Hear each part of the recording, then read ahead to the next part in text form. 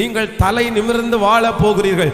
எந்தெந்த இடத்திலெல்லாம் நீங்கள் தலை குனிந்தீர்களோ, தலை குனிந்த சொந்தங்களுக்கு முன்பாய் கர்த்தர் உங்கள் தலையை நிமிர பண்ண போகிறார். தலை குனிந்த தெருவிலே, நீங்கள் எந்த தெருவிலே தலை குனிந்து நடந்தீர்களோ அதே தெருவிலே என் தேவனாகிய கர்த்தர் உங்கள் தலையை நிமிர பண்ண போகிறார். நீங்கள் தலை குனிந்த சொந்தங்களுக்கு முன்பாக கர்த்தர் உங்கள் தலையை நிமிர பண்ண போகிறார். உங்கள் குடும்பத்தினுடைய தலை சீக்கிரமாய் நிமிரும் என்று கர்த்தர் வாக்கு கொடுக்கிறார். விசுவாசிக்கிறவர்கள் கரங்களை தட்டி, இந்த வாக்குத்தத்தம் எனக்குரியது, இந்த வாக்குத்தத்தம் என் பிள்ளைகளுக்குரியது சொல்லுங்கள். ஹல்லேலூயா.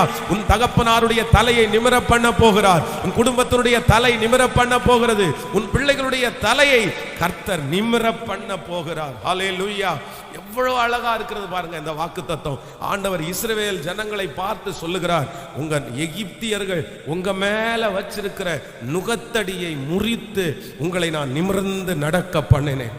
இஸ்ரவேல் ஜனங்கள் எகிப்தினுடைய அடிமைத்தனத்திலே 400 வருடம் இருந்தார்கள். அப்ப அவர்களுடைய கழுத்தின் மேல ஒரு பெரிய நுகம் வைக்கப்பட்டிருந்தது. அவர்களுடைய இஷ்டத்திற்கு விருப்பத்திற்கு எதையுமே அவங்க செய்ய முடியாது. அவர்கள் விருப்பப்பட்ட சாப்பாடை சாப்பிட முடியாது, விருப்பப்பட்ட நேரத்தில் அவங்க போய் தூங்க முடியாது. இன்னொருத்தருக்கு அவர்கள் அடிமையாகவே இருந்தார்கள்.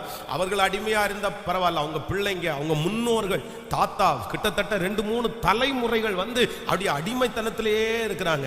ஆனா ஆண்டவர் திடீரென்று ஒரு நாள் கர்த்தர் என்ன செய்தார் என்றால், அவனுடைய கழுத்திலே இருந்த நுகத்தடிகளை கர்த்தர் முறிக்கிறதற்கு ஒரு மோசையை கர்த்தர் எழுப்பினார். நான் நம்புகிறேன் உங்க குடும்பத்தில் கர்த்தர் ஒரு மோசையை கர்த்தர் எழுப்புவார். உங்க குடும்பத்தில் ஒரு ஊழியக்காரனை கர்த்தர் எழுப்புவார். அவர்கள் நிமித்தமாய் அந்த குடும்பத்திலே இருக்கிற நுகத்தடி முறியும் என்று வேதம் நமக்கு வாக்கு கொடுக்கிறது. கைகளை உயர்த்தி ஒரு 10 டைம் சொல்லுங்கள், நான் விசுவாசிக்கிறேன் என்று சொல்லுங்கள். ஹல்லேலூயா.